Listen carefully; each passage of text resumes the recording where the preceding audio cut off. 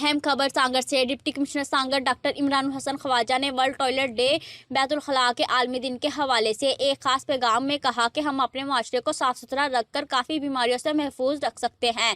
بیت الخلاء کے عالمی دن کے حوالے سے بین الاقوامی غیر سرکاری سماجی تنظیم قطر چیریٹی اور اسکول انتظامیہ کی جانب سے double section girls high school Sanghar میں ایک تقریب منعقد کی گئی، جس میں قطر چیریٹی کے ڈسٹرکٹ مینیجر اشرف مغل، عباس دل اور رحیلہ خاصقلی سمیت اسکول کی head miss Shaheen Anwar Gujjar, senior teacher آپا مختار بانو ملا اور طلباء سے خطاب کرتے ہوئے کہا، بیت الخلاء سمیت اپنے گھر سمیت معاشرے کی صفائی ستھرائی سے اپنے پیاروں کو کافی بیماریوں سے محفوظ رکھ سکتے ہیں۔